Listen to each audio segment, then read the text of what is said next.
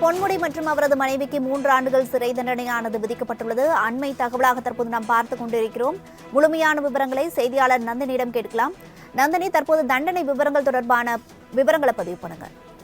வணக்கம். வருமானத்திற்கு அதிகமாக சொத்து குவித்த வழக்கில் குற்றவாளி என தீர்ப்பளிக்கப்பட்ட அமைச்சர் பொன்முடி மற்றும் அவரது மனைவி விசாலாட்சிக்கு 3 ஆண்டுகள் சிறை தண்டனையும் 50 லட்சம் ரூபாய் அபராதமும் விதித்து உயர்நீதிமன்றம் தற்போது உத்தரவு பிறப்பித்திருக்கிறது. இருவருக்கும் தலா 50 லட்சம் அபராதம் என்பது விதிக்கப்பட்டது. மேல்முறையீடு செய்ய 30 நாட்களுக்கு தண்டனை மேல்முறையீடு செய்ய ஏதுவாக நாட்கள் வரை தண்டனை என்பது நிறுத்தி வைக்கப்படுவதாக நீதிபதி ஜெயச்சந்திரன் தற்போது அறிவிப்பு வெளியிட்டிருக்கிறார். அந்த வகையில் வருமானத்திற்கு அதிகமாக சொத்து குவித்த வழக்கில் குற்றவாளி என தீர்ப்பளிக்கப்பட்ட பொன்முடி மற்றும் அவரது மனைவி விசாலாட்சி உள்ளிட்டோருக்கான தண்டனை விவரங்களை நீதிபதி ஜெயச்சந்திரன் தற்போது வாசித்தார். அந்த வகையில் பார்த்தோமென்றால் 1996 மற்றும் 2001 ஆண்டு தமிழ்நாட்டில் திமுக ஆட்சியில் போக்குவரத்து துறை அமைச்சராக பொன்முடி பதவி வகித்து வந்தார். அப்போது வருமானத்திற்கு அதிகமாக 1.36 கோடி ரூபாய் பொன்முடி சொத்து குவித்ததாக 2011 தமிழ்நாடு அரசு லஞ்ச ஒழிப்பு போலீசார் வழக்கு பதிவு செய்தனர். இதில் பொன்முடியின் மனைவி விசாலாட்சியும் சேர்க்கப்பட்டார். இந்த வழக்கை பொறுத்தவரையில் வேலூர் நீதிமன்றத்தில் நடைபெற்றது. வழக்கை விசாரித்த வேலூர் மாவட்ட முதன்மை அமர்வு நீதிமன்றம் பொன்முடி உள்ளிட்டோரை ஜூன் மாதம் விடுதலை செய்தது. ஆனால் இந்த தீர்ப்பை மறு ஆய்வு செய்ய நீதிபதி ஆனந்த் வெங்கடேஷ் வழக்கை தாமாக முன்வந்து விசாரணைக்கு எடுத்துக்கொண்டார். பின்னர் நீதிபதி ஆனந்த் வெங்கடேஷ் சென்னை உயர்நீதிமன்றத்தின் மதுரை கிளைக்கு மாற்றப்பட்டார். இதனால் நீதிபதி ஜெயச்சந்திரன் இந்த வழக்கை விசாரித்தார். வழக்கில் நீதிபதி ஜெயச்சந்திரன் நேற்று முன்தினம் தீர்ப்பளிக்கையில் வருமானத்திற்கு அதிகமாக 64.9% பொன்முடி சொத்து குவித்திருப்பது உறுதியாக இருப்பதாகவும் இந்த வழக்கில் பொன்முடி குற்றவாளி எனவும் பொன்முடி மற்றும் அவரது மனைவி உள்ளிட்டோருக்கான தண்டனை பொறுத்தவரையில் இன்று அறிவிக்கப்படுவதோடு அவர்கள் நேரில் ஆஜராக வேண்டும் எனவும் உத்தரவு பிறப்பித்தார். அந்த வகையில் தான் சரியாக இன்று காலை 10:30 மணி அளவில் 2வது வழக்காக இந்த வழக்கு விசாரணைக்கு எடுத்துக் கொள்ளப்பட்டது.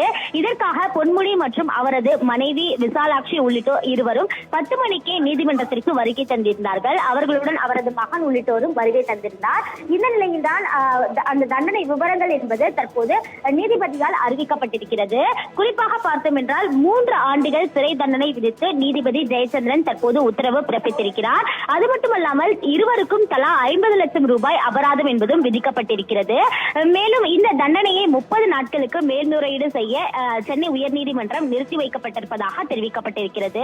குறைந்தபட்ச தண்டனை விதிக்க வேண்டும் என பொன்முடி மற்றும் அவரது மனைவி தரப்பில் கோரிக்கை என்பது முன்வைக்கப்பட்ட நிலையில் தற்போது அதற்கான தண்டனை விவரங்களை நீதிபதி அறிவித்திருக்கிறார். அது மட்டுமல்லாமல் இந்த நீதிபதி இந்த வழக்கை விசாரணைக்கு எடுத்துக்கொண்ட போது வழக்கறிஞர் என்ஆர் இளங்கோவை பொறுத்தவரையில் பொன்முடியின் வயதை கணக்கில் கொள்ள வேண்டும், மருத்துவ காரணங்களை கணக்கில் கொள்ள வேண்டும் என்ற ஒரு கோரிக்கையும் முன்வைத்து அவருடைய மருத்துவ அறிக்கையையும் தாக்கல் செய்தார். இருந்த போதிலும் நீதிபதியை பொறுத்தவரையில் தண்டனை குறித்து பொன்முடி மற்றும் அவரது மனைவியிடம் என்ன சொல்ல விரும்புகிறீர்கள் என்ற ஒரு கேள்வியை முன்வைத்தார். அவர்கள் அதற்கு குறைந்தபட்ச தண்டனையை வழங்க வேண்டும் என ஒரு கோரிக்கையை முன்வைத்தார்கள். தற்போது அதற்கான தண்டனை விவரங்களை நீதிபதி ஜெயச்சந்திரன் அறிவித்திருக்கிறார். அந்த வகையில் 3 ஆண்டுகள் சிறை தண்டனை என்பது விதிக்கப்பட்டிருக்கிறது. அது மட்டுமல்லாமல் பொன்முடி மற்றும் அவரது மனைவி ஆகிய இருவருக்கும் தலா 50 லட்சம் ரூபாய் அபராதமும் விதிக்கப்பட்டிருக்கிறது. இந்த நிலையில் பார்த்தோம் என்றால் அவரது அமைச்சர் பதவி என்பது பறிபோகக்கூடிய நிலைதான் பார்க்க முடிகிறது.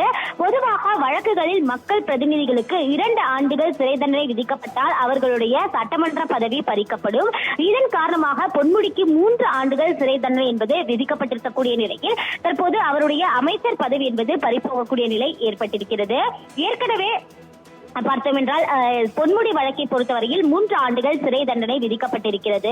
அத்துடன் இவரை பொறுத்தவரையில் பார்த்தோம் என்றால் சட்ட விதிகளின்படி சட்டமன்ற உறுப்பினர் அமைச்சர் பதவியை உடனே இழந்து விடுவார். அத்துடன் 6 ஆண்டுகளுக்கு தேர்தலில் போட்டியிட முடியாத நிலையும் ஏற்படும் என்பதும் குறிப்பிடத்தக்கது. அந்த வகையில் தான் தற்போது பொன்முடியின் தண்டனை தீர்ப்பு என்பது நீதிபதி ஜெயச்சந்திரன் தரப்பில் வாசிக்கப்பட்டிருக்கிறது. அந்த வகையில் பார்த்தோம் என்றால் தற்போது ஏற்கனவே ஒரு மக்கள் பிரதிநிதித்துவம் சட்டம் 1951 பிரிவு 8 கீழ் பதவியில் இருக்கக்கூடிய சட்டமன்ற உறுப்பினர், நாடாளுமன்ற உறுப்பினர், சட்டசபை உறுப்பினர்களை பொறுத்தவரையில் கிரிமினல் வழக்கில் குற்றவாளி என தீர்ப்பளிக்கப்பட்டு 2 ஆண்டுகள் அல்லது அதற்கு மேல் சிறை தண்டனை விதிக்கப்பட்டால் தகுதி நீக்கம் செய்யப்படலாம் என்பதோடு பதவி பறிக்கப்படலாம் எனவும் தெரிவிக்கப்பட்டிருக்கிறது. அது மட்டுமல்லாமல் இத்தகைய நபர்களை பொறுத்தவரையில் தண்டனை காலம் முடிவடைந்த பின்னரும் 6 ஆண்டுகள் தேர்தலில் போட்டியிட முடியாத நிலைதான் ஏற்படும். அரசு ஒப்பந்தங்களில் தலையிட்டு குறுக்கீடு செய்தால் பதவி என்பது பறிக்கப்படும். அந்த வகையில் தான் பொன்முடியை பொறுத்தவரையில் 3 ஆண்டுகள் சிறை தண்டனை என்பது விதிக்கப்பட்டிருக்கிறது.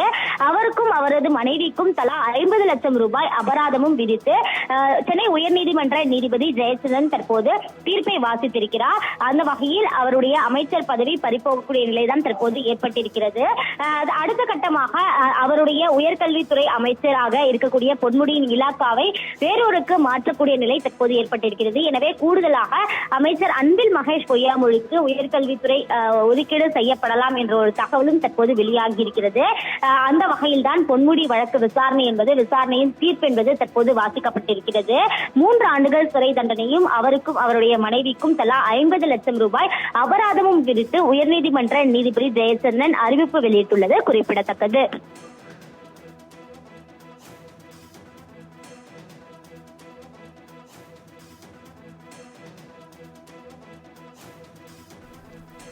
நந்தினி, தண்டனை தொடர்பான விரிவான விவரங்களுக்கு நன்றி.